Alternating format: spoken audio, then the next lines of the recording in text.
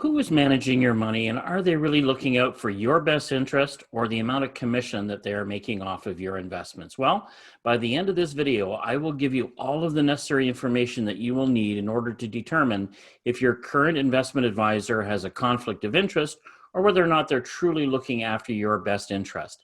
And I'm also going to introduce you to one of the best fixed income platforms in Canada.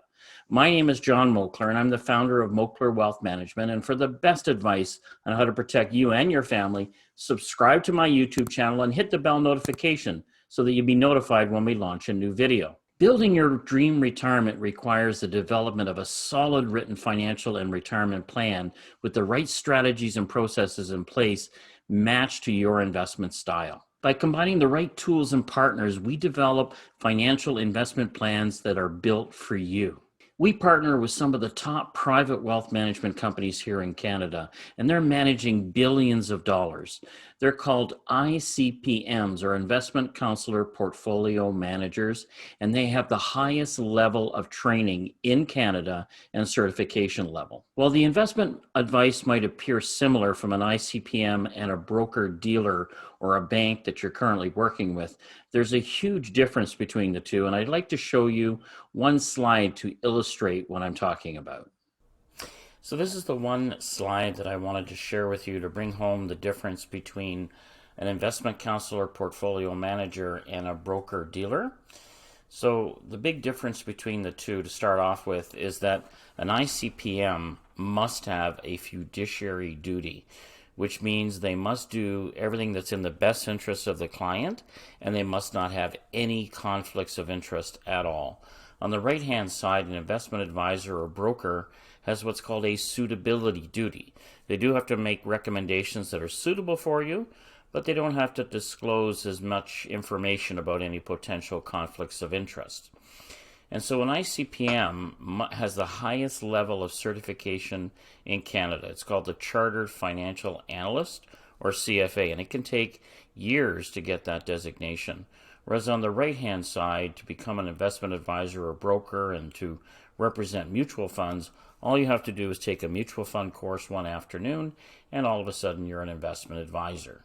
So the levels of certification are totally different. When it comes to, as I said, the fiduciary standard, this dates back for over 100 years, dating back to 1912. And the key aspect here is that they must always put the client's interest first. Whereas on the suitability side, they do not have to place the client's interest first. They just have to reasonably believe that the recommendation is suitable for the client, but it does not have to be in the client's best interest, which is kind of interesting. Now the fees, all documented. There's no hidden fees with an ICPM. It's printed on all the statements, and you can write off all of the fees on your income tax returns, both corporately and personally.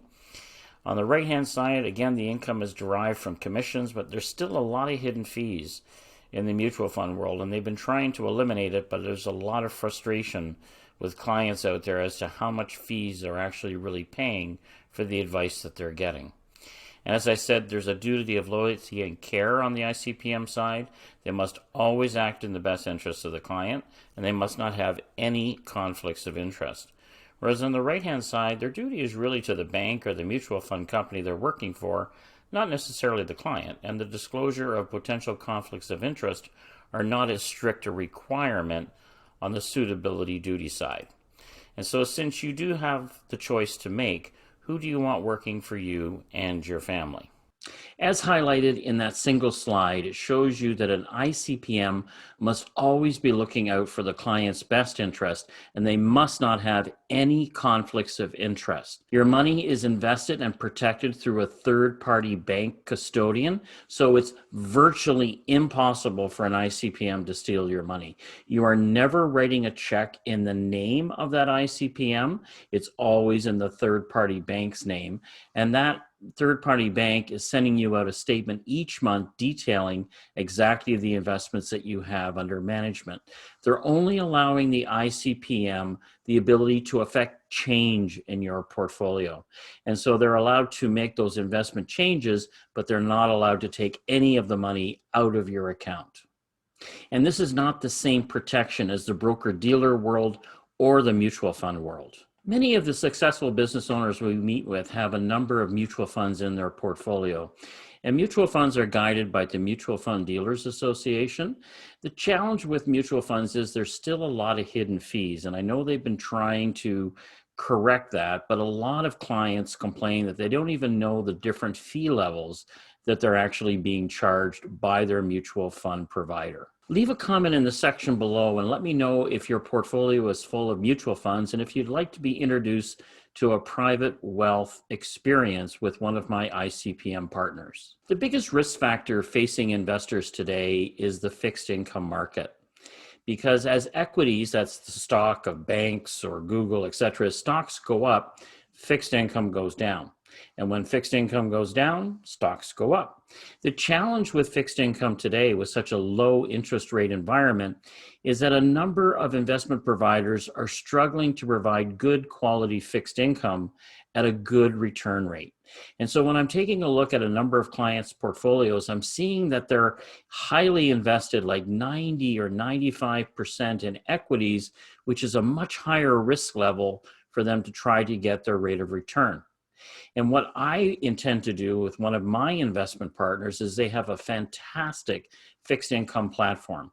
And for the last 7 years, they've had producing income of at least 6% plus net of all fees. And that's the difference in the ICPM world. When they publish their return rates, it has to be net of all management fees. That's not the same way in the mutual fund world. And so in the new year, I will be introducing you to one of my investment partners that has that solid fixed income platform. If you'd like to learn how you can incorporate an ICPM into your overall investment plan, click on one of the links below to attend my masterclass, or there's another link you can click on to apply to become my client. Thank you for watching the video. If you liked it, give it a thumbs up, subscribe to my channel, and share it with a friend. And always remember, when we develop financial plans for our clients, we always make sure that their money outlives them in retirement.